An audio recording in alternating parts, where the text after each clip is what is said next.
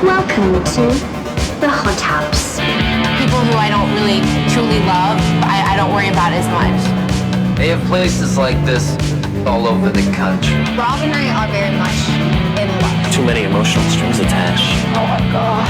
You're just trying to get your 15 minutes. I like licking girls' teeth. Oh my god.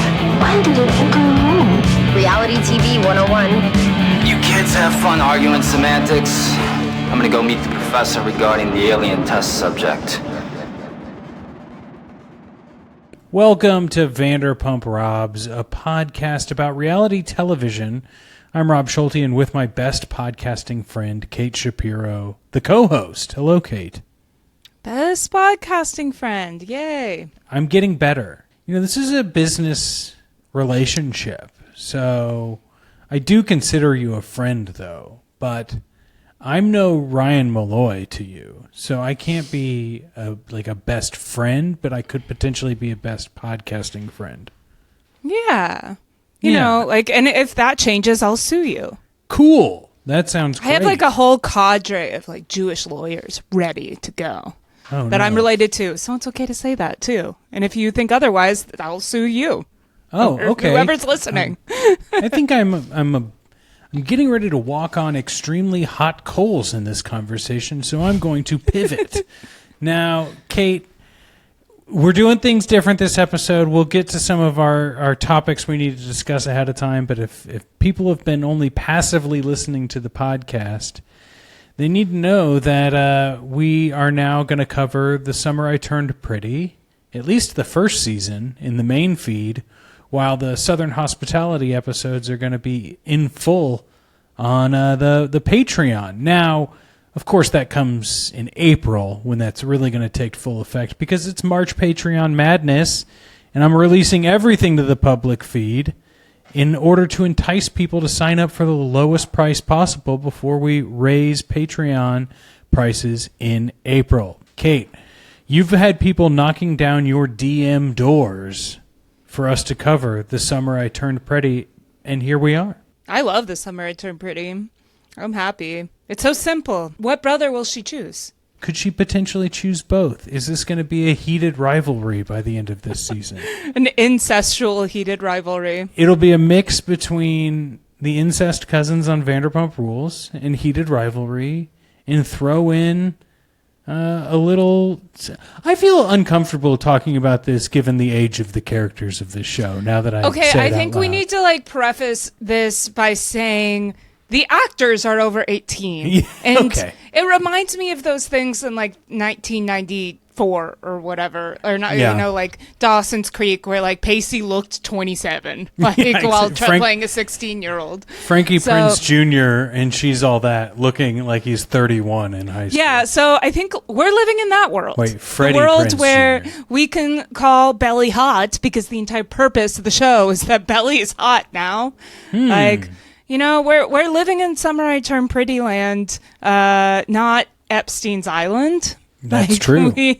We don't, condone anything calling teenagers hot, but these aren't teenagers. They're all in their, 20s, early 20s. There's not very much TikTok happening in this show so far, but Taylor Frankie Paul, our TikTok queen, has had some information come out, and I would love for you to give me the lowdown on this. This is all annoying to me. So last week, or not last week, it was 2 days ago. It feels so long ago. Yeah. There was rumors that, I think it was Dewey Ma or one of those fake sites was Secret Lives of Mormon Wives is paused, production pause, and it's because there was a domestic incident. That's what they keep referring it to, which doesn't really sound like a legal term or anything, but whatever, it sounds serious. In that all of the women on the show are refusing to film with a certain person. And so people were immediately it's Taylor and Dakota, and they're refusing to film with Taylor, which I thought was weird, because say what you want about those shows, but the women usually stick together, unless it's Demi or something. And I think they all, if you watch it, it's pretty clear that they know that Taylor's their cash cow. And honestly, I think it seems like they wouldn't film with Dakota. But whatever. So that came out, and then of course TMZ looks embarrassed because like if there's a domestic incident and they don't know about it, it's like the only thing TMZ is good for is like getting police letting reports. us know people punched each other. Yes, basically that. So TMZ said things came to a head late last month, so February 24th or 25th, which I think is weird. Usually, if something really big happens and there's an incident, you know what day it is. But And whatever, why 24th it happened or 25th, on that day. Yeah. So on the 24th or 25th, when Okay. Taylor and Dakota were driving in his car and got in a heated argument, we're told a drink, maybe a swig drink, maybe a dirty soda, some dirty would say, soda, yeah. was spilled on the seat and on Dakota, and he became enraged. Sources connected to Taylor says Sure. he got physical with her. We're told Dakota called the police and said Taylor was the one who got physical. Taylor sources say Dakota went MIA for nearly 3 weeks after the car accident. Car incident, not accident, incident. The soda spilling incident of enraged maybe hitting. And that's why production stopped, because Dakota's missing. He has an important part in the show, and producers wanted to wait until he resurfaced, which sounds like Dakota sources, not Taylor sources. I don't know if I believe that, because this show's waiting around for Dakota. I don't me a break. really. I don't think they would, but No. sources connected to the show tell us a different story, that cast members refused to continue filming despite producers wanting to keep filming because of the, quote, child and spousal abuse allegations. And that is vague. We don't know who that's from or like what that means, because Dakota and Taylor aren't married. Yeah. So if there's child abuse, that's obviously very serious, but this is all so vague. Things have like come out. So Dakota's roommate is like on TikTok. First off, Dakota has a roommate and a child, and the child is like living with that roommate sometimes. That seems so weird, but whatever. God, The imagine roommate- like living with your dad's roommate. Yeah. That's, I don't know, man. The roommate posted a picture of a phone screen that says Taylor called Dakota 117 times at 3:00 in the morning. And basically, if you look at it, it's just like an iPhone log, and it's all Taylor. And then Jordan, Jesse's husband from Mormon Wives, and those are the only people on there. There's one that's like blacked out, but like, I don't know if I believe that. I think anyone could post something like that. I could make that on my phone. Like, we could make that together. You could call me 117 times. I could make AI make that. I don't know. I'm not sure what that proves. Like, Yeah, I'm not sure what that proves either. And then, like, this has spilt over into Bachelorette territory, that people are now coming out with wild theories that now they're going to just cancel that season. Yeah, right. But it seems to be, from the little bit I've seen online, that people are really going with the angle that Taylor is crazy. they talked to one source in the police department so far. I don't know. Things could have changed in the last 5 minutes. But they talked to one source in some podunk Utah police department who said, she's saying he hit her. And he's saying she hit him. Who knows what happened? And I'm like, this is your police source? Is this guy who's just like, there's the truth is probably somewhere in the middle. And it's like, oh, God, the worst thing that can be uttered on reality TV. Yeah. So the Bachelorette fandom has never liked Taylor because of the domestic violence incident of years ago with Dakota, where she threw a chair and their kids were involved, and it was bad. Was that Dakota, or was that a boyfriend before? It was Dakota. I was just watching because I saw on TikTok that Dakota's in the video being like, I was trying to leave and she was on top of my truck and I couldn't leave. Oh my God. And and she's so drunk in it, she pees her pants, and that's why I watched the remember show. this. You told me. Yes. You said you have to watch Taylor pee her pants on TV. Yes. And okay, I hate when people are like this. Like, she had a DV incident. She shouldn't be on The Bachelorette. She shouldn't be doing anything. From what I understand, Taylor was really drunk and has been sober since then.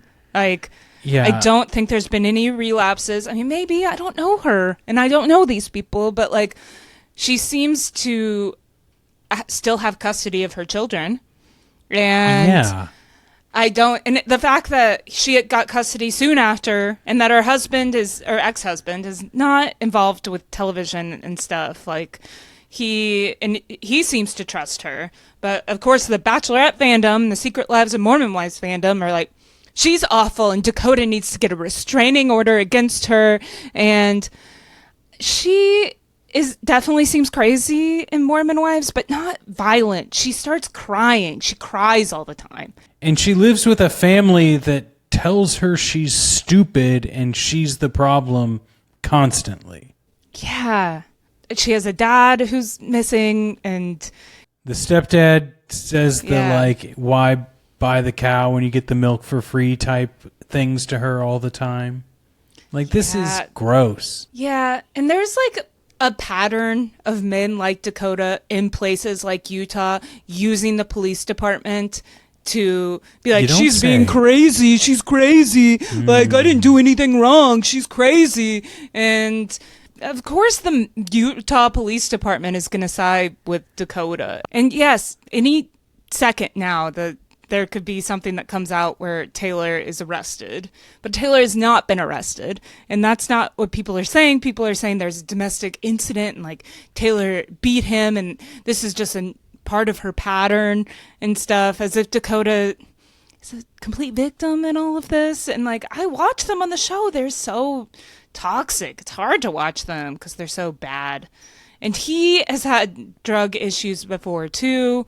And I understand that can be a Taylor Frankie Paul like stan. Like, I know that, like, and I accept that. And I don't want it to be true about her because I really like how she's vulnerable on television. And I think that there's a problem with reality TV now where nobody gives us anything. We just watched a whole season of Southern Charm where Austin won't even admit that he's like kissed Sally. By the time this episode comes out, we'll be reaching the Southern Charm reunion that we won't be covering on the podcast, but we did see the Us Weekly article where they talk about how everyone's like, Austin, why can't you even talk about this, whatever you did with Sally? And Sally's like, yeah, why won't you back me up here? It's really weird, man. You're being weird about it. You dated Audrey at this point 9 months ago was when you dumped her. So why the secrecy? Yeah, and also he gets mad. He gets mad when people ask him questions as if he has a right to privacy, and he doesn't. And Taylor Paul knows she has no right to privacy. Yep. And that's why the show is so popular, partially. You know, I'll give her the benefit of the doubt. It's really sad that nobody gives her the benefit of the doubt when she's the only one. Like, Dakota doesn't talk about any therapy he does or anything he's trying to do. He just keeps fucking with her. And I think the timing here is really suspicious that, a couple weeks ago there was an incident in the car and all of the sources are vague. Even TMZ, which usually gets the sources, like they have people in the police department in Utah and stuff. And they're just basically talking to Taylor and Dakota. A lot of these sources seem to be Dakota. And there's a lot of people who say ABC is protecting Taylor because Taylor is the Bachelorette. And that's the biggest franchise Disney has. Disney, owner of Star Wars. Yeah.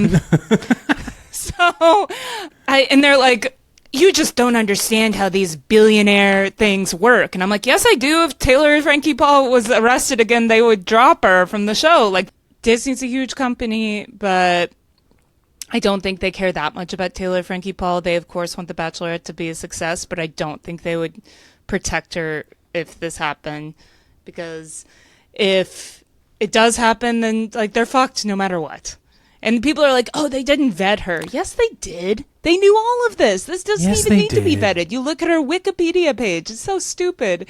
And apparently they're going through psych evaluations. And I'm like, who's giving the psych evaluations and why and for what reason? It sounds like probably production is saying they're going to couples therapy. It all seems production planted. And it's convenient that it's 2 or 3 days after the Mormon Wives came out and like a week or two before The Bachelorette. And that makes me feel cynical about everything. Plus all the sources being shady production sources, basically. The cynical part of me is also a little funky with this because, you know, I hate to keep bringing it up, but taking it back to like Scandival, right? Like a few too many things happened a little too easily. Ariana had no idea Tom was cheating on her, but she felt like she needed to go to the bathroom and privately check his phone. Why would you do that? That's weird, you know? Yeah. So there's some stuff we may never know, but I would think Mormon Wives might be the show that would tell us this stuff at a certain point. Yeah. And I do think Dakota is probably pissed she's going on The Bachelorette. And she was at the Oscars the other day. While this was happening, she was at the Oscars. I think even if it was happening, they would, and still wanted The Bachelorette, they would say, hey, cool it. Don't come to the Oscars. And these people are known for like poking at the press and poking at things and making fake TikToks. So I don't know. I hate to say that about something so serious. And maybe I will eat my words if something serious happens. But no, the thing is, people are freaking out over there being zero information about this. And it really goes to tell you where we are with our critical thinking skills and like where sources come from and where information comes from. Because when I comment and I'm like, well, you know, these sources sound like Dakota. They sound biased. Or like they say production sources, but that could be the EP, that could be Taylor, that could be a fucking intern at ABC. Yeah. You know, anyone could call themselves a source, and they're all unnamed. Like, it's not like her ex-husband has come out and said anything. It's not even the police department hasn't come out. They've said that we're investigating an incident, and also CPS said we're investigating an incident. But it's easy to get a CPS, like Child Protective Services, case opened if I know anything from the pit. Anything can open that. I just hate that Taylor's messy and Taylor's really emotional and people are using that against her. And it's just really gross that people are siding completely with Dakota with no information at all. And just because Taylor is a mess on television and made a mistake a couple years ago that it sounds like she's paid for. And it makes me think the swinger scandal really is still, people are not going to let go of that. People think she's a bad person. And that's just what it's going to be forever. So because you were in a swinging group, she cheated on her husband, and she did this, and she did that. So you never know what she's going to be capable of, right? Yeah. It could be anything. Within this podcast recording, news could come out that she's totally to blame, every source was correct, and that she should, you know, reflect on this and needs everything.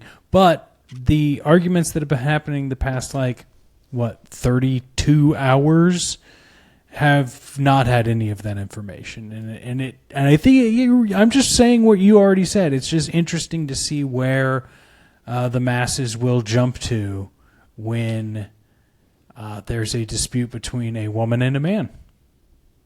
Yeah. Interesting. And sometimes I think there's bots involved with this situation, although I don't think Dakota has bots. But yeah, I think there's interested parties who want women to be to blame for everything all the time. You don't say. Mm-hmm. Well, Kate, these are the same people. Sorry, Yeah, it's okay. It's okay. These are the same people who are like, there's no perfect victims in this world. And just because you don't like somebody doesn't mean that they're not a victim. I hope you're okay, Taylor. I hope you're okay, Taylor's kids. I will eat my words if you're not okay. I understand that I'm weird and parasocial about you. I will actually raise my hand and say that, opposed to some people online. That's what makes you different from most, Kate. I'll wake up to 35 text messages about Taylor Frankie Paul, and then the last one will say, but hey, maybe I'm wrong. And I'll go, yeah, see? This is good. Well, I got to tell you about Summer House Season 10, Episode 7, before we dive into The Summer I Turned Pretty. Makeups and make-outs West and Sierra's late-night flirtation continues. A game of spin the bottle forces Ben and Bailey to confront their rift. The housemates have a candid conversation about dating in the public eye, which actually turns out to be a pretty decent conversation. But they start this entire episode with a full 10 minutes of spin the bottle truth or dare. Is anyone funny, Kiss? Well, Bailey and Ben fought last episode, and then they had to make out, and guess what? A passionate makeout. It's like, oh, I guess we're not angry at each other anymore. And they have a conversation about it later, but it's stupid. The entire time, though, West is sitting on a chair, super drunk and brooding. Like, I've never seen West act this way. Oh, my God. And he, like, starts, like, touching his foot to Sierra's leg and, like, rubbing her back. And Jesse starts like laughing, like, oh man, you're going for it. And he says, I will fucking kill you to Jesse. Nice. He might have said, I will end you, but either way, it was great. Amanda, back in the city, asks Kyle if being a DJ is a long-term thing. And Kyle's frustrated because DJing is making money and is an avenue for Loverboy, which is not making money. And Amanda points out that, you know, it's not like you have to DJ or Loverboy, right? It's not like your only other avenue of making money is DJing. There are plenty of ways to make money. Unfortunately, she doesn't really offer any other ideas. She just says, I didn't marry a DJ. And it seems very like she's yeah, I know. The reason that she likes DJing is that it's what he does anyway. It's drinking at the club late at night.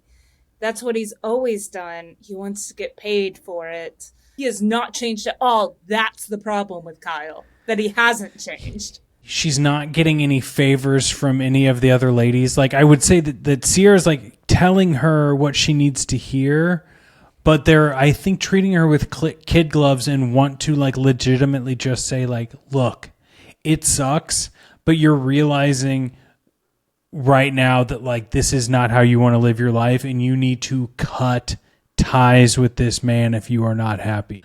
They can't be like, well, we're going to give her breadcrumbs until she figures it out for herself, which is what did happen.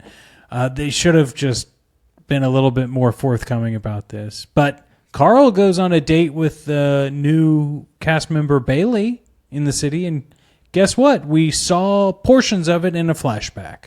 I would be interested to see Carl's date because he's such a weirdo. Yeah.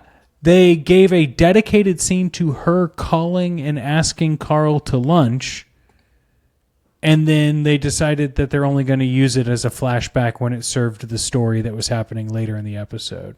Bailey says that Lindsay kept talking about Carl on the drives up to the summer house. She's like, she talks about you a lot. I wonder if this is like the only time she's gotten drunk or dumped. Sorry. Like, maybe. She's probably still really mad she got dumped by Carl. And I mean, that is embarrassing. So she loves her spin. Yeah, what is she saying? Sorry, I cut you off. Well, she's saying that she gives her blessing, like go for Carl, but that she doesn't like Carl. And then it comes out later in a dinner that she's like, oh, she's paraphrasing what I said. And Carl's like, okay, well, what did you actually say? And she's like, I said he's a great guy, but he's not going to fuck you. Then it was like any sort of like niceties they were having at this group dinner back at the share house were totally gone because Lindsay can't actually be real on this show. She has to instigate. This is what I've also got notes on. She does not have a real moment. Everything is in service of instigating a storyline that serves Lindsay as this like, wow, we can't get rid of her. She's a pot stirrer, and it's so forced and terrible that I'm like, actually, I do want you to get rid of her because people are doing it better, and she's like so transparent in all of this.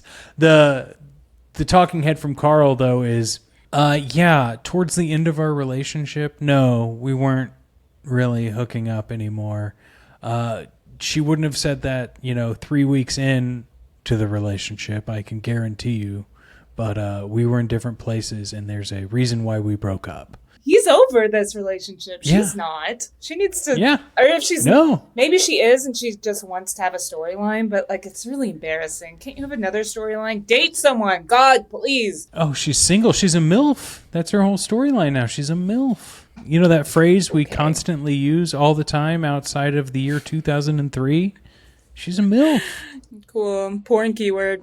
At the end of the dinner they all go out to, where it got serious and good, there's a rehash of the West and Sierra drama after they broke up. Normally I would be like, God, can we give this a rest? But it spurs this bigger conversation about like the Bravo racist fandom, which is, I think, good that they're talking about. Like KJ is talking about how he, wants to be careful when he's dating this girl Dara on the show, and he wants to be careful if anyone ever like upsets him. And then Mia, a new cast member who's also a person of color, is like, yeah, I mean, like, I don't know you that well, KJ, but I know the household you grew up in and the things that we are taught about how, look, other people like Kyle get to walk around and do whatever they want, but we are held to a different set of rules. And that's why we have these lessons from our parents. And Sierra's like, the thing that happens that sucks is that, West, you and I both get hate comments when we break up, but you don't also get the racially charged comments in your DMs. And West does respond to that well.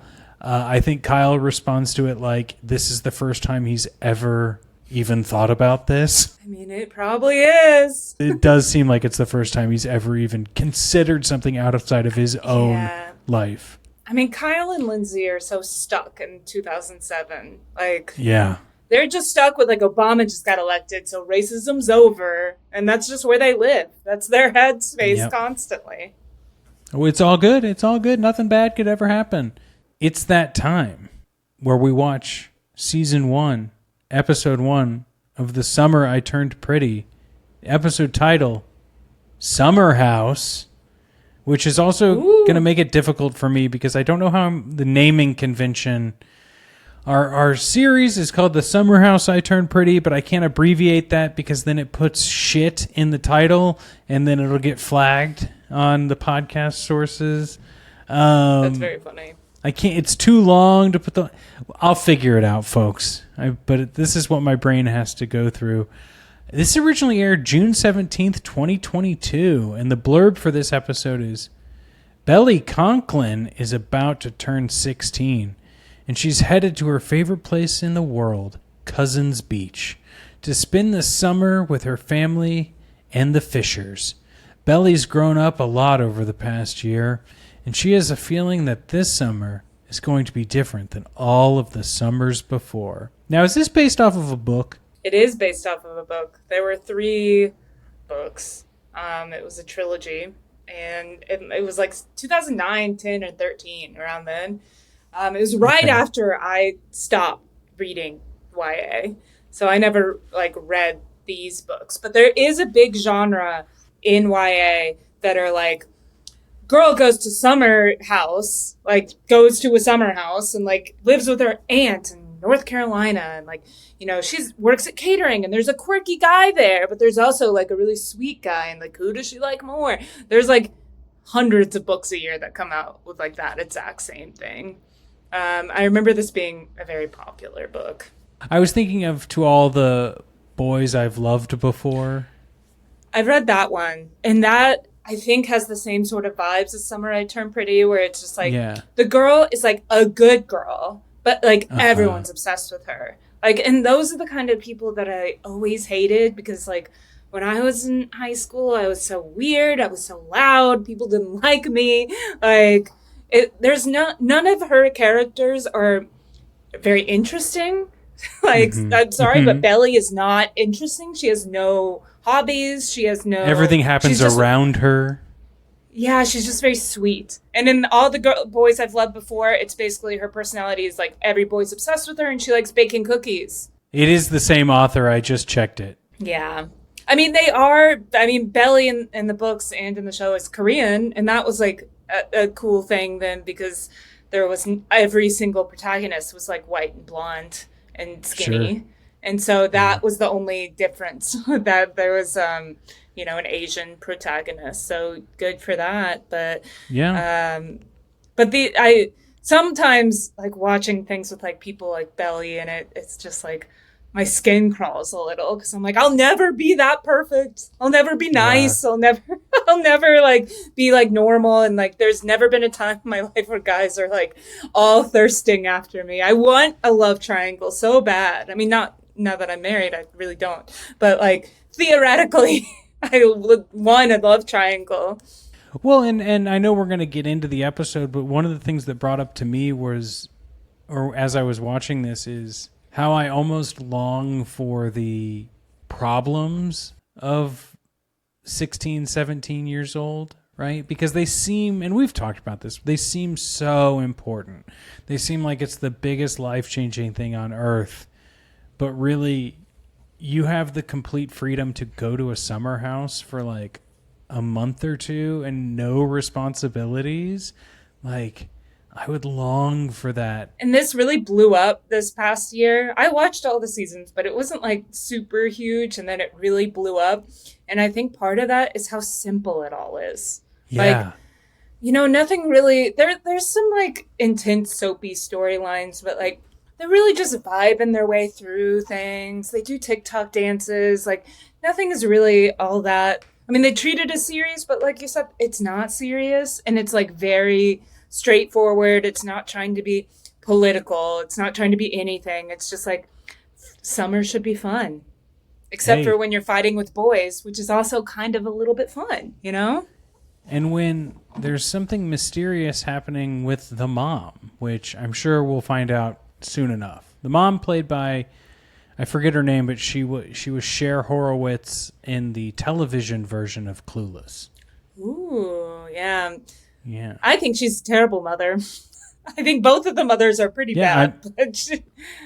Well, I have watched a couple episodes ahead, but I will try and stick my thoughts to this since I'm the newbie and you've seen everything. Yeah. Because it's a beautiful day in the rich white beach town. Belly has always gone to Cousins Beach, which is Cape Cod, essentially, at her family friend's palatial beach house for the summer. It's her only hobby. It's all she cares about. Summer beach house. What else does she do? Plays volleyball. That's it. Like she Yeah. plays volleyball and she likes hanging with the boys. She's a little, Yeah. It's weird. They say she's a tomboy, but she really doesn't look like a tomboy. She's always wearing perfect makeup.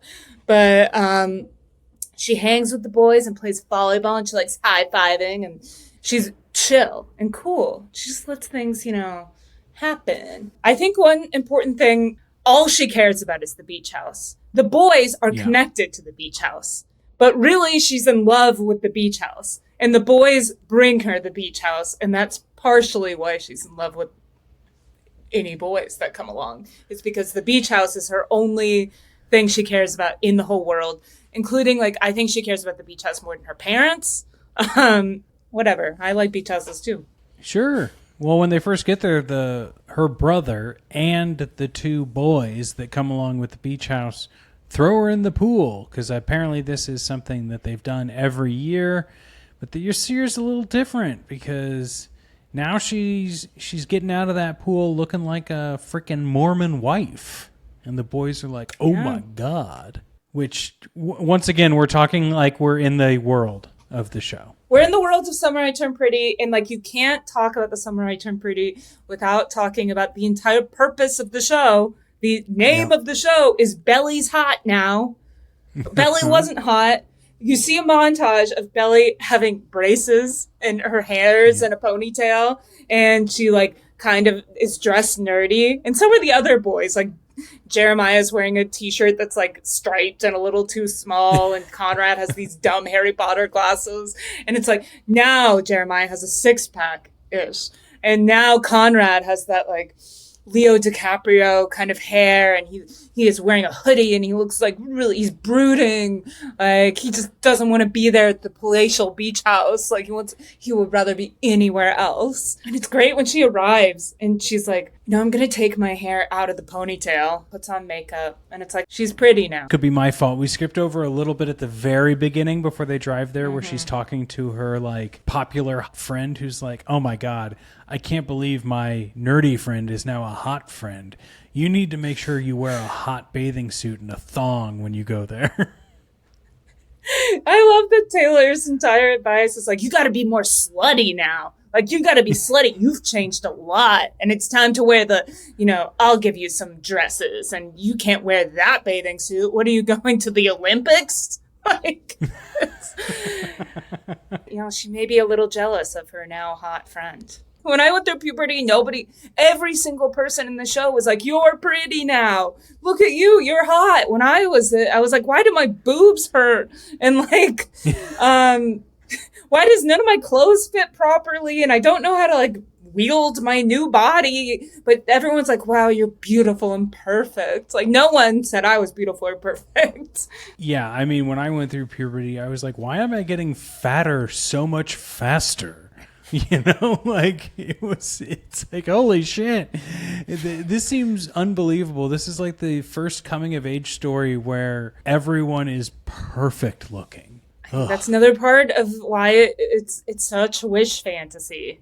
Like, this is how you want puberty to go. Like, this is when you're a kid and you're reading these YA books for the first time. It's like, you want this. Like, you want to have that moment where you walk into the school and like, you're beautiful. And all the boys who like never noticed you before are like, oh my God, look at you now. Is there anything we need to say about the drive to the beach house? One important thing is that the main character of the show is definitely the music. They have paid somehow a fortune to have the most popular songs on the radio on. Taylor Swift plays a huge role in the show by just like emotionally farming every moment. It's like Olivia Rodrigo, Billie Eilish, like all of the pop girlies are playing in the show. That it must be 90% of the budget is getting them on here. Because this has to be like the easiest show to film too. Fun fact, they're filming it in Dawson's Creek town of Wilmington, North Carolina. You can kind of tell when they're at the beach house that it looks like Dawson's Creek. I guess she goes to the gas station and she sees... Oh, yeah. Someone notices she turned pretty. Someone notices, and it's the creepy gas station attendant. I thought I knew all the pretty girls around here.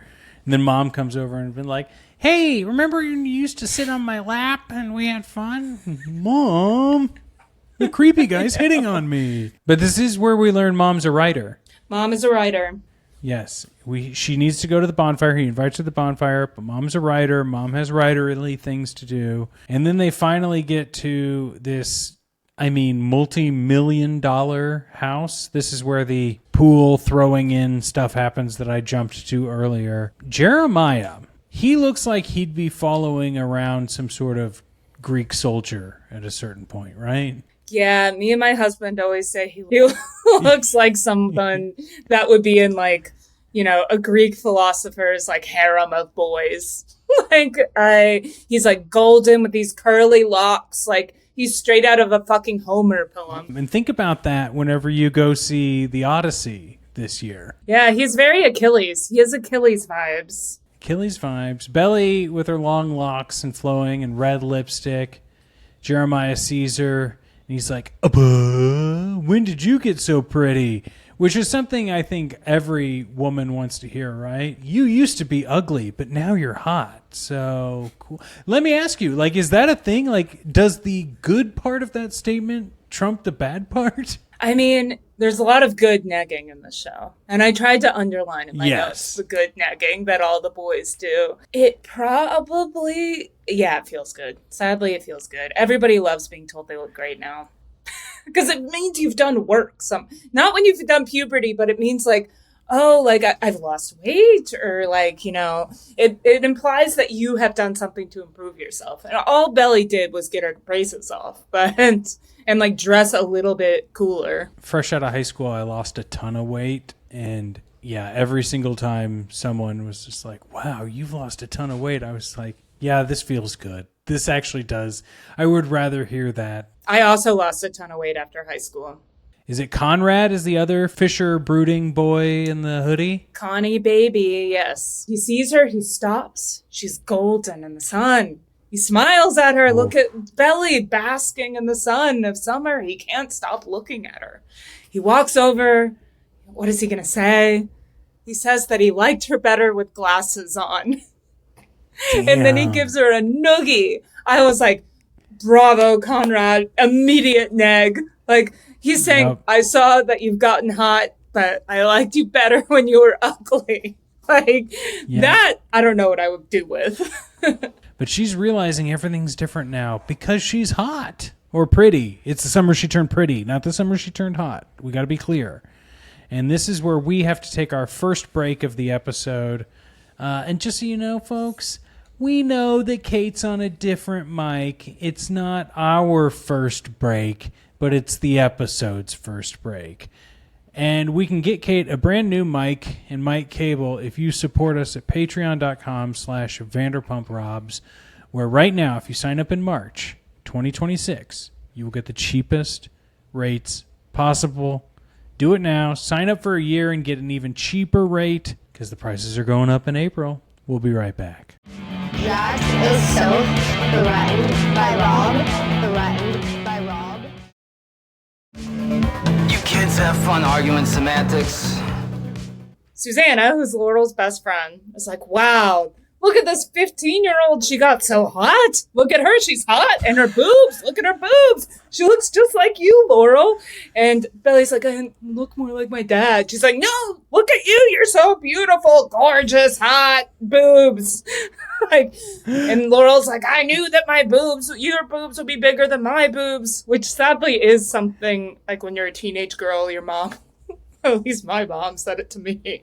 Like, I knew that your boobs would be bigger than mine. And it's like, I don't like this conversation at all, one bit. And I don't want to know how you knew that.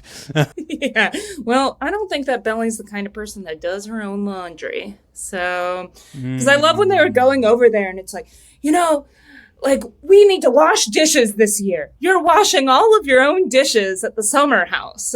You can't just leave your dishes in the sink. And then Belly's like, you know, my mom is always worried about money, like how Susanna has more money than we do. And I'm like, she's not that worried if she's just like living in her house rent-free for 2 months. Like, I don't think she's really all that worried, but hey, do the dishes. That's like a little theme that goes through here that like Belly is poorer. I don't think they're that poor. Well, and Mom's a published writer who hasn't had to resort to social media yet. So I know. She's doing okay, I would think. I guess Conrad and Jeremiah are supposed to be like multi-millionaires. Like, and their dad owns a hedge fund or something. Like, they're supposed to be rich. But this storyline kind of gets jumbled throughout the whole series, like how rich everyone is. Like, it's clearly trying to be a thing at this point. When it was written in 2021, I guess that more people were thinking about that. But they kind of drop it because it's not important because it's not about boys. This is how you turn dumb, I think. Is when people are like, the only important thing about you is how pretty you are. Nothing else matters. I'm glad somebody was like, Kate, maybe you should read a book and become funny. Like, well, what's the new Nick Viall Netflix show with his young child bride? Oh, Age of Attraction. Have you heard of this? Oh, is that where it's like Love is Blind, except they don't know how old everyone is? Yes. Oh, that's so weird. It's so bad. But there's no dads here this weekend. Hedge fund dad is in London. Belly's dad and mom got divorced a couple years back, but he's going to be there for the 4th. So we will meet Belly's dad and his new girlfriend. Belly goes into her perfect room with perfect sea glass and perfect wallpaper, and she looks at all the perfect things and sighs with contentment. She loves being rich. We have to remember that the house is the most important thing to her. It's all she cares about in the whole world. Jeremiah wants to swim with Belly. Pretty please, Belly, we got to go to the beach. Our first look at how fucking annoying Jeremiah can be. And Belly's mom is having a book reading, and she's annoyed at her rich friend for providing free catering. I can't believe you would pay for the event that helps sell my book. I don't understand this. If someone wants to bring appetizers to my book reading, they can do it. You know what? I like appetizers. I love a good hors d'oeuvre. Just bring them. It's got to be this, like, we're a little less off than you are. Because then it's like, oh, I feel like I didn't earn it or something. Yeah. Belly didn't get a chance to get her two-piece because she's wearing her Olympic bathing suit to the beach with Jeremiah. Ugly. She's pretty now.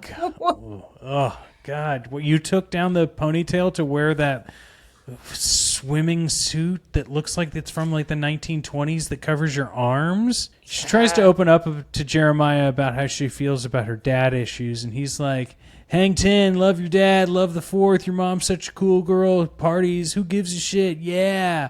And then we see that Jeremiah has a six-pack, and Belly is, he's real like, skinny. He grew up too. I was taking a look at like Jeremiah here in this episode because like I always kind of like Conrad, it's kind of clear that like when he sees Belly, like she's in the sun and she's so beautiful, but like Jeremiah, I just don't see that like instant chemistry, and I think I'm supposed to.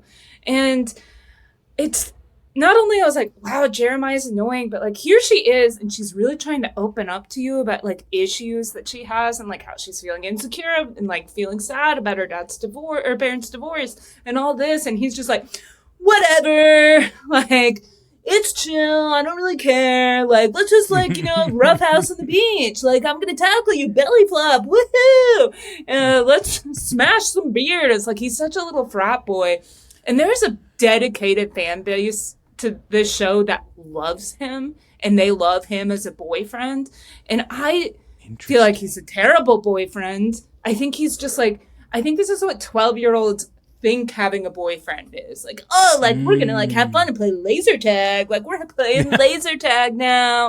Like, woohoo, I'm gonna, like, throw you in the ocean. It's gonna be super fun. Like, and not actually what, like, really having a boyfriend and, like, commitment and, like, I don't know, sex appeal is. Like, they just want their, like, little golden retriever to play fetch with.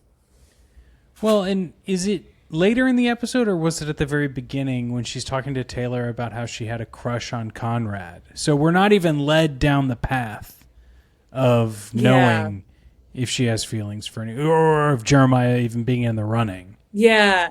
Like, we know because if you are turning it on Amazon, it's like Belly standing in the middle and both boys are like looking at her. And so like we know going in that there's a love triangle, but I still don't buy that Jeremiah likes her. Like, he did kind of like a double take when he saw her, but then he was just like, oh, that's still my belly flop. Yeah. Like, he's such a little cartoon character. That's it. He's a cartoon. In real life, this actor is like extremely Christian. I don't think I can deal with that. Laurel goes to the bookstore to check on her party, her signing party, where the bookstore owners chastise her for not having social media and not going on a book tour. In that way, only a small town like Nancy Meyer's something about her style bookstore owner would do, right? Like, this almost feels like a Portlandia sketch. And then Laurel is once again mad for some reason that her friend is inviting hundreds of people to buy her book. This is a note for anyone out there. If Kate and I ever do anything that would benefit from people purchasing stuff, whether that be a Patreon or merch or whatever, please, you're welcome to encourage people to support us in any way possible. And bring appetizers. Bring appetizers, yes. Mm-hmm. They don't even have enough copies of Laurel's book at this bookstore, but they have Cleveland Castillo's book, and Laurel has a crash out calling him an off-brand Jonathan Franzen, and he has stupid name and boring glasses, and she hates him, and he's like, oh, well, I can't wear contacts. Surprise, he's there. Oh, no. I hope they don't end up hooking up later in this season because they're dueling artists and writers. What a weird B-plot for this show. My teenage daughter's hot, and like, I'm having a book party. I don't know. It's weird. Like, very odd.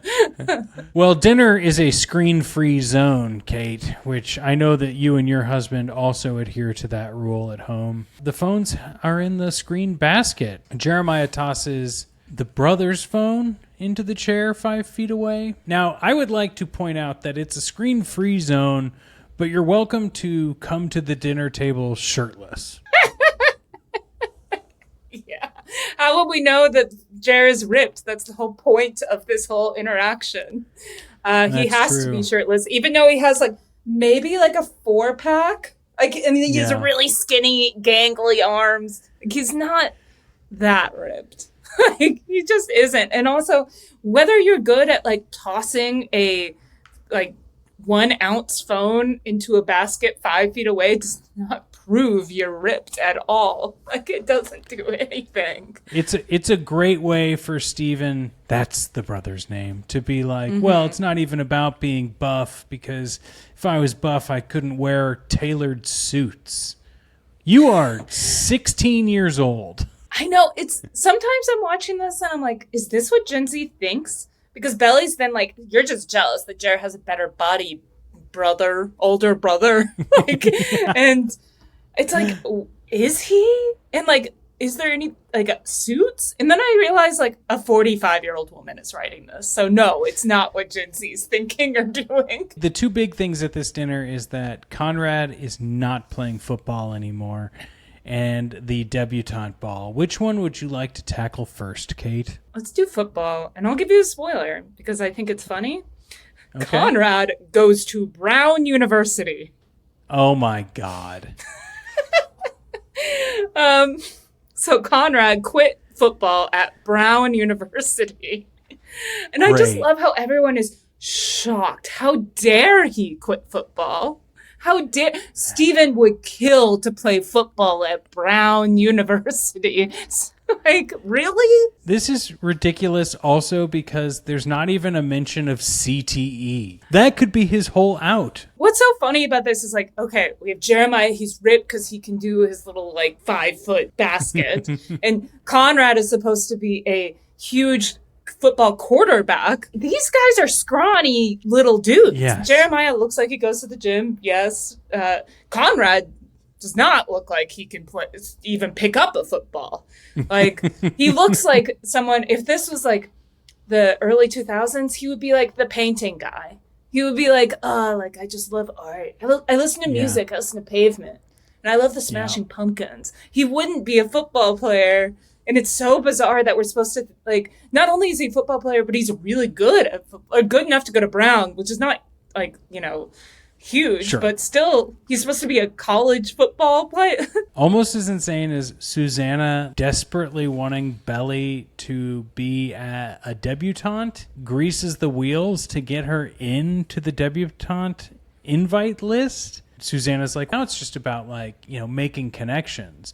You know, the way us rich people do it. I would be really mad if my friend went behind my back to sign my daughter up for this. So I think this is so out of line. And how she guilts Belly into it. Ugh. She tries to also equate it to a bat mitzvah, which nope. This seems like absolutely nothing like a bat mitzvah. For a bat mitzvah, you have to like memorize an entire other language, like, and like you lead an entire service of prayers, and you have to like write a speech about like how important like this Torah portion is, and it takes a year of training. It is not just doing a dance. I'll say that much.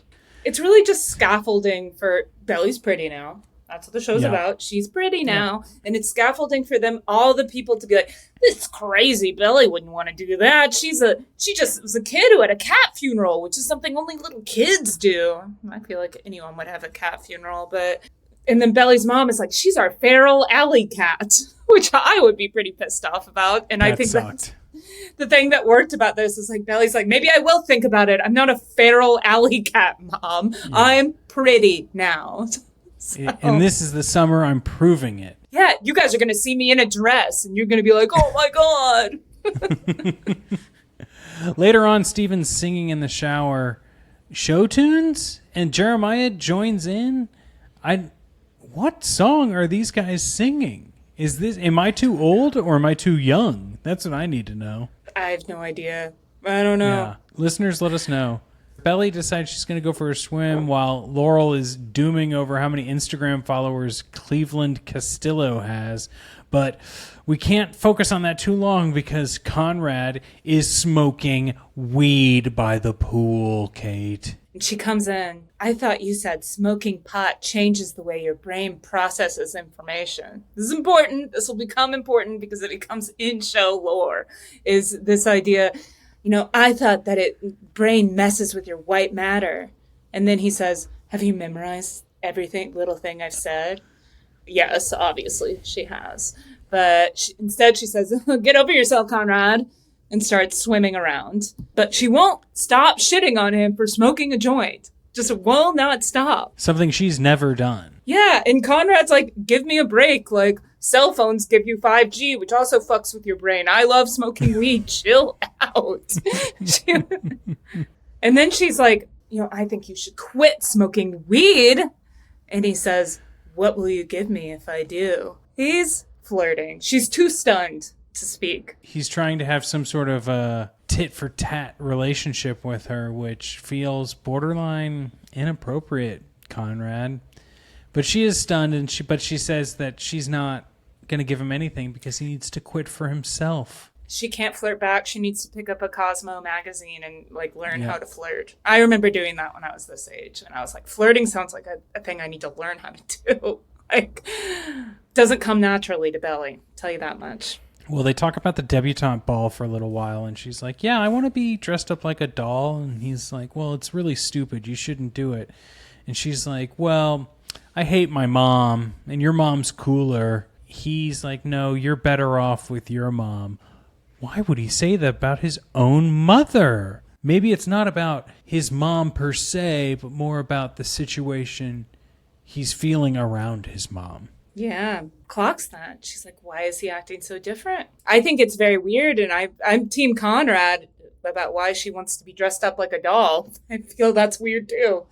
He is about to tell her all about his mom and why he's acting in such a brooding fashion, but her idiot brother Steven and Jeremiah come out to whisk Conrad to some beach party, potentially the beach party the gas station attendant was telling her about.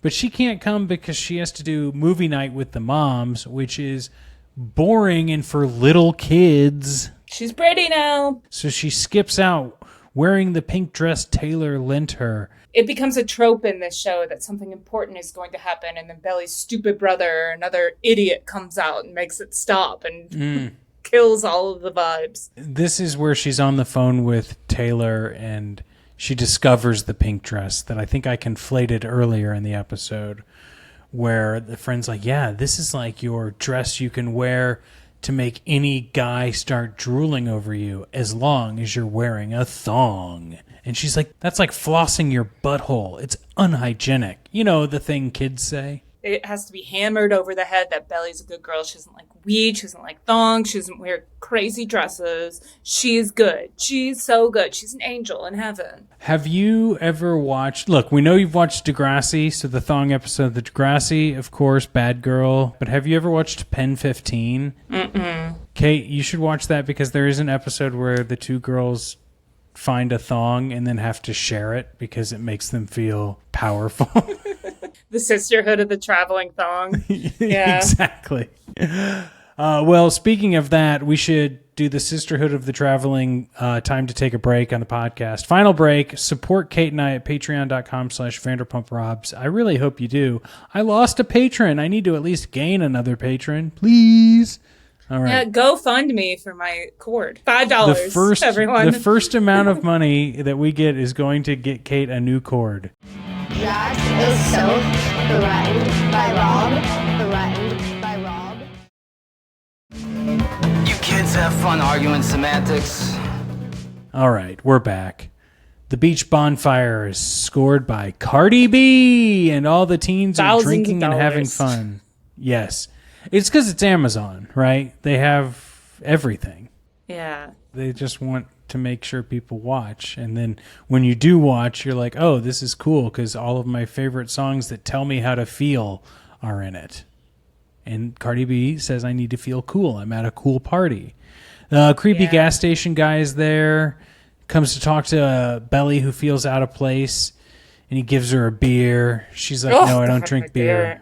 I'm good. I'm a good girl. I don't drink. And then he's like, yeah, but do you have a boyfriend? God. She spots her brother to get saved from this guy, and he's like, what are you doing here? What are you wearing? Ugh! Like, basically gets into a fight with gas station guy. Yeah. This guy is 1 year older than her. What older brother cares this much about this? Like, my older brother would not give a fuck at all. There's some weird trope that I don't know if it started in real life or on TV or what. Overprotective brother trope is really uncomfortable, I think. It's weird, and it's not at all relatable because no older brother. Maybe if your older brother was 10 years older than you, like if he was like 10 when you were born, maybe. And he like knows creepy dudes better, but like there's the brother and this gas station clerk are like the same age. It's like Vin Diesel and the sister from Fast and the Furious movies. Like that's what it's trying to be like. Like, how dare you talk to Mia? And it's like, no, you're like a scrawny little dork. Like, what do you think you're going to do? And instead, what he does is like, the gas station guy, all he needs to hear is that she's 15. Good for you, gas station guy. I guess you're not as creepy as I thought. You're just gas station guy. Because he's like, I don't want to be talking to a teenager. Goodbye. Yeah. And then the brother, like, grabs Belly and, like, they fight. I'm like, what the fuck? And she falls down and she sees Conrad is kissing another girl wearing a Red Sox hat. And she's like, I thought you hated the Red Sox. And the girl is like, who are you? Like, why are you so mad about this? What are you doing here? And she's like, I'm Nicole. We went to the dead ball last year. And Belly's like, you were just talking shit about the dead ball to me. What the fuck? You said it sucked. And Nicole is like, what do you mean it sucked? The dead ball sucked? And then Conrad says, you're a brat, Belly. Which she is kind of acting like a brat. This is it's her first popular kid party, and she doesn't know how to contain her emotions like this. Jeremiah's happy to see her though, but immediately disappears because he's also got a woman to make out with. I know. He's like, I'm so happy you're here. I'm not gonna like lose sight of you. Like, don't worry. And someone's like, yo, you want a beer? And he's like, bye. While all of this happens, we cut back to Laurel and Susanna, who are smoking weed for some reason, which becomes clear later, I guess. I mean, I think it's laid on pretty thick with Conrad being a brooding mess and the parents smoking weed together, but it's not told to us, the audience, yet. It's a meandering and almost pointless scene. Yeah, and I guess it's giving us background that Conrad's been in a bad mood. He doesn't like his dad. And Susanna is like, well, he's clearly, in a bad mood, but I'm not going to ask him about it or do anything. I'm just going to give him his space. And I'm like, you're such a bad mom. Like, I hate to say it because of things that transpire with Susanna later, but she's a terrible mother. This is not what you do when your kid is like clearly depressed. Like, not just like not being a broody teenager. Like, Conrad is clearly depressed. He's always wearing that sad, depressed teenager hoodie. Like, he doesn't do anything. He doesn't take any joy in anything, ever. She even says it. She's like, the only time Conrad smiled in 6 months is when he threw Belly into the pool. Like, but I'm just going to give him a space instead of ask him about it. Like, oh my God. Oh, it's so terrible. I find it interesting, though, that I mean, they do this like little bit of a commentary when they discuss Laurel's book. She's like, I guess it'd be more popular if I wrote about the, quote, Asian American experience rather than, whatever I write about. But also, like, what does she write about? Like, I get that you don't want to be pinned into a corner of something just because of, your nationality or anything like that. But do we even know what type of book she writes? No, she doesn't say anything. It's such a weird So all we know plot. what she doesn't write, right? And she doesn't seem to be afraid, like, oh, my book's not selling, so I can't afford the mortgage. There's no stakes about this book situation. She just seems insecure, which I guess writers get insecure. But I feel like I need to know more. Back at the beach, Belly is miserable watching Conrad make out with some girl, which is like, I guess the only thing you do at a bonfire is pair up and make out the whole time. I was so pissed when I went to my first high school party and it wasn't like this. Like, I thought it was going to be everyone was making out and, like, there was, like, booze everywhere and, like, somehow a strobe light and stuff like that. And then I realized, it was just going over to, like, Rutger's house and everyone was sitting in a circle drinking, like, Mad Dog 2020 and, like, feeling ill.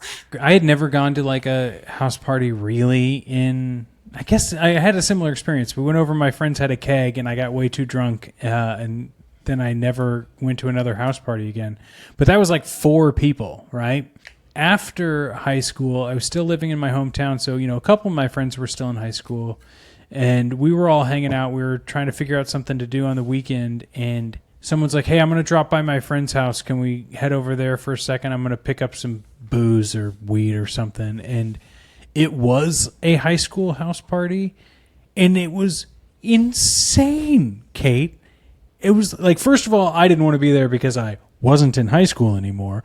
But second, like, I peeked my head in thinking it was going to be this low-key thing. It was like Can't Hardly Wait. And then while I was there, someone's parents came downstairs and said, you all have to be quiet. We don't want the neighbors calling the cops on you. Everyone is drinking at this party. Everyone is doing drugs at this party. I'm like, wait, so I'm also at a house party where the parents know it's going on? Those are always the biggest ones because you don't have to feel anxious. You don't have to secretly, like we would go into my friend Jason's, like, closet and in the bathroom and then, like, make a tent where we would smoke weed, like, through, like, layers of towels and stuff so nobody could smell it. But the only big parties is when, the parents knew. So it's like, we can, like, can really feel ourselves, but nobody was making out, sadly. Yeah. Either way, I felt way uncomfortable, and I was like, we got to get the hell out of here. Anyway, some total weirdo says dorky Latin shit to Belly, and he knows her from some Latin convention. Am I supposed to believe that Belly went to a Latin convention? Like, she has expressed zero intellectual interest. Anytime her mom talks about books or reading, she's like, ew, Mom, you're lame. Like, we haven't seen her crack a book or read anything or say anything intellectual. Like, Dawson's Creek, he's into film. And that, like, Joey is smart. Like, you just kind of know these things because they'll make, like, references to them. She doesn't make... There's no references to any interests that she has. She talks about volleyball once, so we know she likes that. But I just don't believe that she was at a Latin convention. No way. And it's Cameron. He flirts with her about being at the Latin convention. He's like, I haven't seen you in a while, but, like, look, you're cute. We're now pretty. We're all pretty here on the beach. I didn't know there was more to this town than the beach house in Conrad, is what we were both saying to each other while watching this show. He gives her hoodie, and she giggles. She asks if everyone saw her fall, and he says, yes, they did. Her brother is more a nagging. dick. Yeah. Everyone saw you embarrass yourself. She asks if the other guys were her boyfriends, and she says, my mom's best friend's sons. Those are not her boyfriends. They are the guys I'm living with this summer, though, so watch out.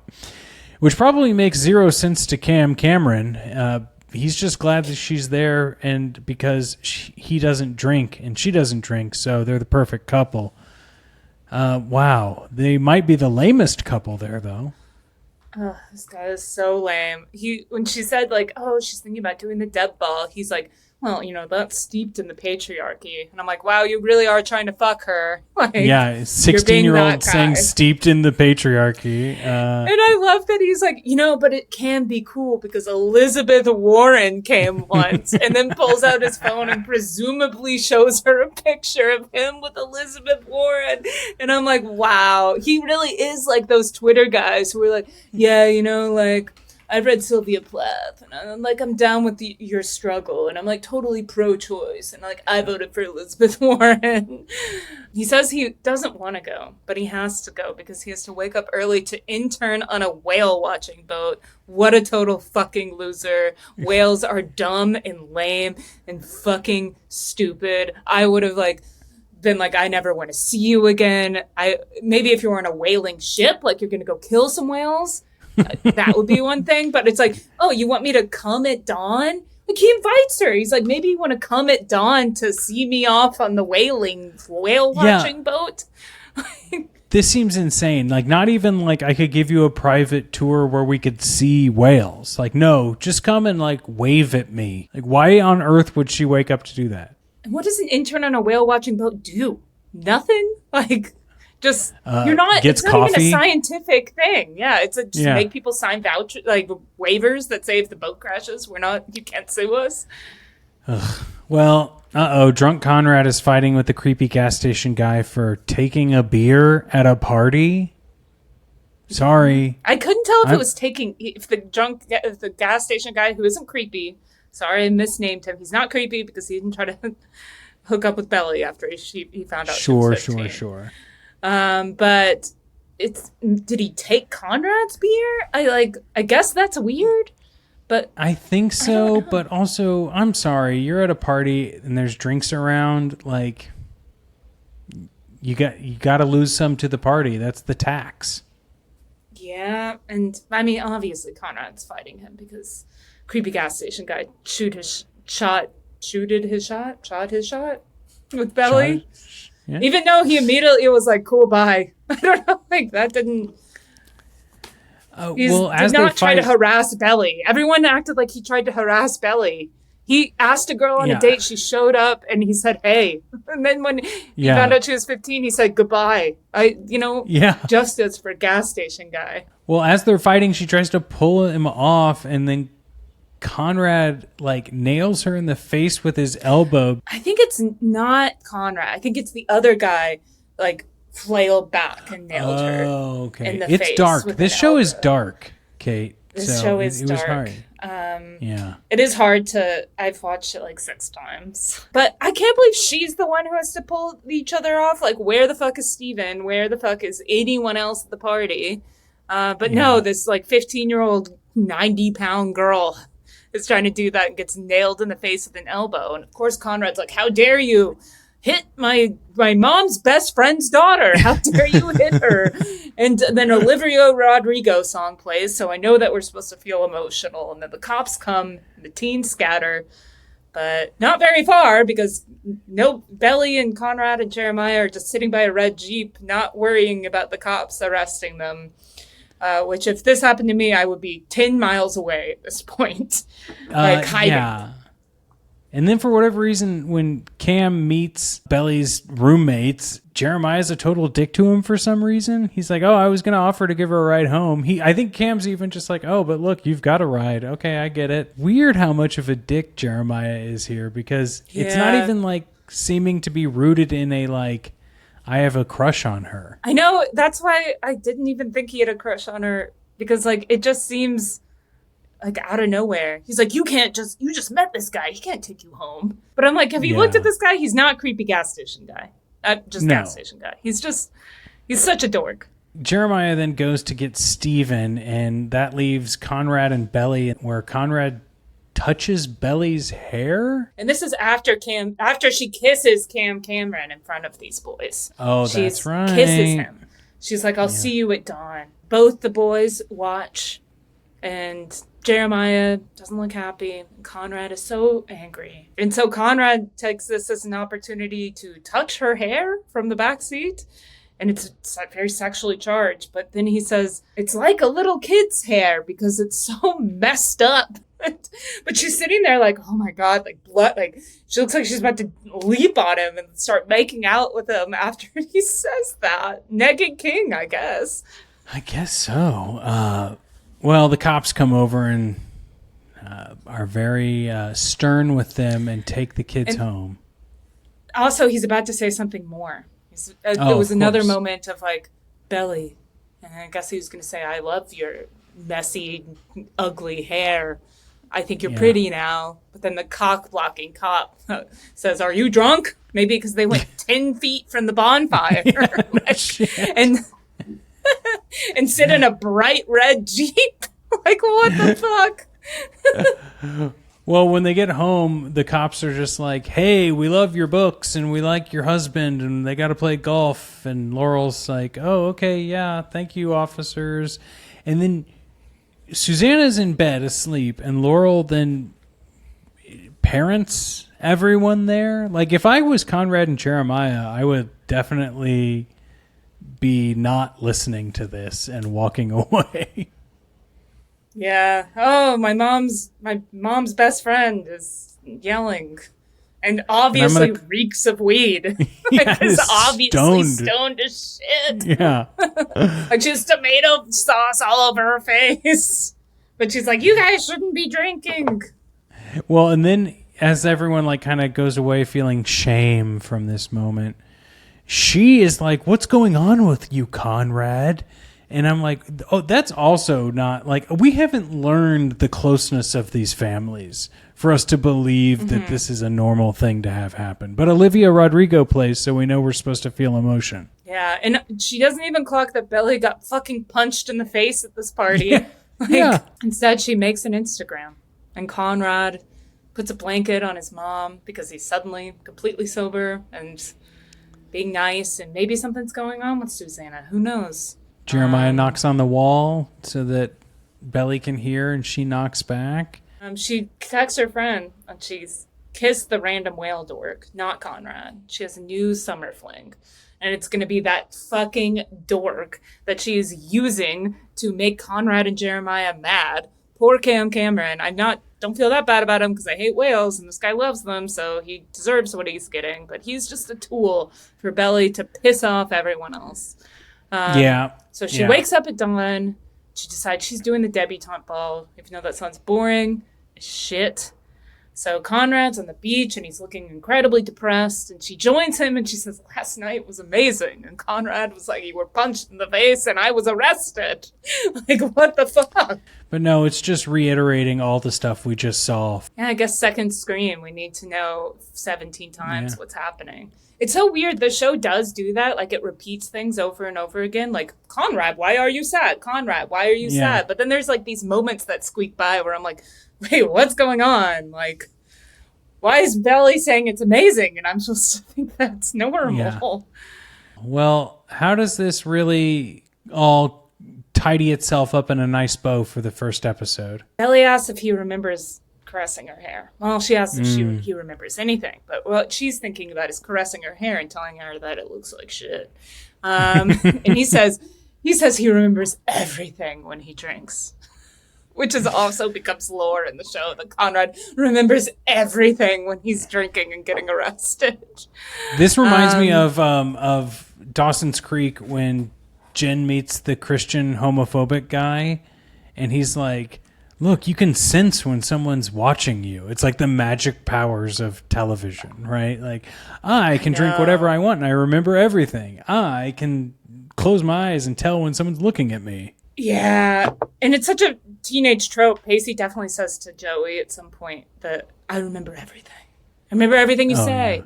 These two are always like, do you remember everything I said? Yes, they do remember everything each other says. And I'll recite That's what they're saying to each other. And when Conrad smokes weed, and she said, can I smoke weed too? And he won't do it because she's too good. He doesn't want to corrupt how good she is, because then he might not like her anymore.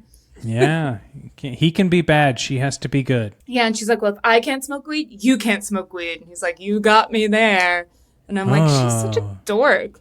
I was like smoking weed at 14 in the back of a Honda Civic, like smoking out of an Arizona tea can, just inhaling microplastics. And like smoking weed, it's legal in most places. It's in Massachusetts. It's like so not a thing. Like everyone's hitting vapes. Like the fact that he's smoking a joint is weird. He should be like, doing dabs. Absolutely. But Kate, do you have an MVP for this episode? Obviously, it's Cam Cameron, because Conrad wants to get muffins. He wants to hang out with her, but this summer's different. She's going to go to the whaling boat to kiss the total dork. That's the end of the episode. It's her running away to go to the whaling boat to see Cam Cameron. And Cam Cameron's a total fucking dork. And he comes up to her and says the dorkiest shit imaginable. And she's like, wow, you're so hot. And he's like, I don't drink, I don't smoke, I don't like having fun, I work on a whaling boat, I'm a total fucking nerd, I'm not rich. And she's just like, you know what? I'm going to kiss you now. Because Jeremiah, Steven, Conrad, they're all losers. They're not pulling moves. Jeremiah is just like, she tries to open up to him and he's like, nah, go fuck yourself. I love partying. Hang 10. You want to go to Taco Bell now, Belly. And Conrad's like, I love smoking weed more than you. Laurel and Susanna are too high, and Laurel is completely insecure for no seeming reason. But Cam Cameron comes out on this kissing a girl. You can't put it past him. What I will say about Cam Cameron is he's also literally shoehorned into this episode, right? It's like, oh, is she going to like Conrad? Is Jeremiah going to say he's got feelings for her? Well, we have to have 7 episodes this season, so the first couple have to have someone that has nothing to do with any of these people. So, Cam Cameron, welcome aboard. I mean, she has to use him as a tool to be like, see, people like me, Conrad. I am a catch. You need to start seeing me as a pretty woman because it's the summer I turn pretty. And you're not going to see that unless another man likes me first. And you're going to be like, oh, people like Belly. I guess I can too. That's she so got true. her braces off. Her braces are off. She's not even wearing glasses anymore or a ponytail. Yeah, spiritually, he doesn't know that yet. He's still, his mind's eye, he sees the braces and the ponytail and the glasses, but those are all gone. Well, folks, I want to let you know that you can leave a voicemail or ask us a question. DM us. The email is contact@vanderpumprobs.com. The voicemail number is 321-376-ROBS. But you know what? The voicemail box is getting empty. We've run a little long. I'm going to save a voicemail for next episode, folks. So now you can load it back up.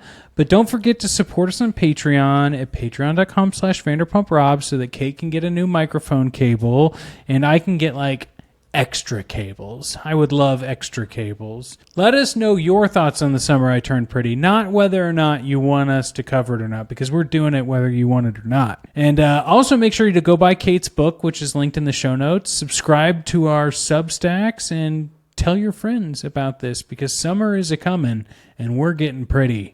Kate, I'm so glad that you suggested this. This is fun. I'm sorry that I went on and on and on. I could talk No. much longer, sadly. It's going to be great. And I'm going to watch the next episode more than once so that I can participate in the nuances next week. It's going to be great. Yeah, you need to get on your 7th watch with me, so. Of course. All right, everyone. We'll see you next time on Vanderpump Robs.